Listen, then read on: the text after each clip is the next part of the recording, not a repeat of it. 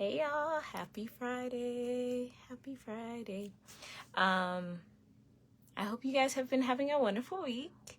If not, it's the weekend and today's a new day. Tomorrow will be another new day to make it a happier one and a better one. But it's the weekend, so hopefully you get some time to rest and relax and recharge.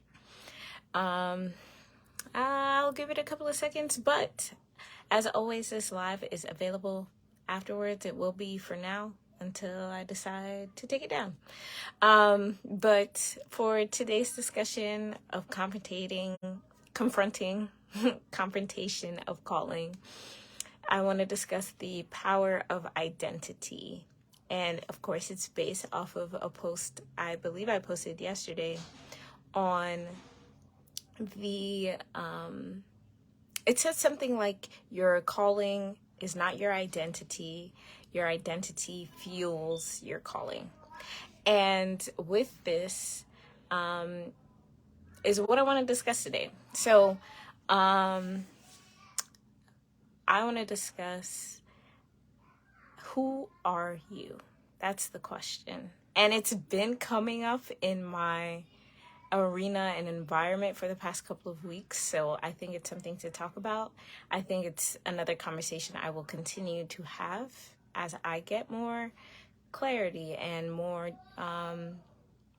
wisdom and understanding. I will share with you guys, but I wanted to share what I have today as I journey on this question myself. And as we discuss who we are, I think it's very easy to lean into what we do, our occupation, or who we are to other people, like our roles. I am a mother, I am a sister, I am a daughter. And that's cool and all. But outside of what you do and who you are to other people, who are you? What are the things that make you unique? What are the personality traits, the experiences, all the things that have been morphed together to create a you? And I think that's so important, because when we walk in our calling, there's a tendency to stake our identity on how we're impacting people, what we're doing to impact people. And in that, people pleasing can arise because you're so focused on pleasing other people and how you're impacting them that you forget that, no, I impact them because of who I am as a human being, right? We are human beings. We are supposed to be a thing first and then impact others.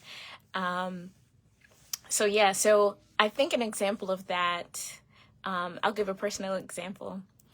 When I was in kindergarten, I remember, it's a memory that just popped up too. I remember there was a friend that I had who was getting made fun of because she had big ears, whatever that means. And she was on the steps in front of the school, and I saw her crying, and I sat next to her, and I was like, hey, what's going on? Why are you crying? And she explained to me that she was getting made fun of because she had big ears, right? And I told her, well, how do you know you have big ears? And she looked at me and she said, well, look at your ears. They're smaller than mine. And I think when we talk about our identity and we talk about who we are, there's a tendency to want to compare, right? Because we see other people more than we see ourselves. And I think when it comes to our identity, we have to take time to look at ourselves. We have to take time to sit and be still and really understand who we are outside of other people. Now, when I was younger, in that situation in kindergarten, I began to encourage her, like, no, who cares what size your ears are? They fit your face and all of that, right? And at that moment, I didn't realize I was operating in the vein of being someone who encourages other people, right? That was innate to who I am.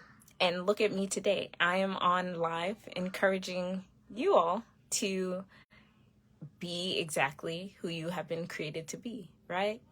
And I think we'll find that if we reflect back on who we were as children, outside of, who we were told to be, outside of trying to fit in, you would see that there are pieces of you that serve as evidence of who you were created to be outside of anything else. So I guess I'm giving you guys some homework. Do it if you want, do it if you don't want. But my homework for you is to really look at especially childhood experiences where you can see pieces of who you are outside of what the world has told you you were. Who were you innately? And once you figure that out, it'll come in bits and pieces.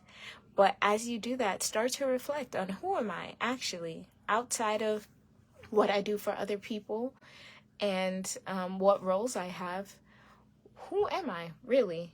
And as you discover who you are, it'll align with who you've been called to be, because your identity, your unique traits, your unique personality, all of that was morphed together because of your calling.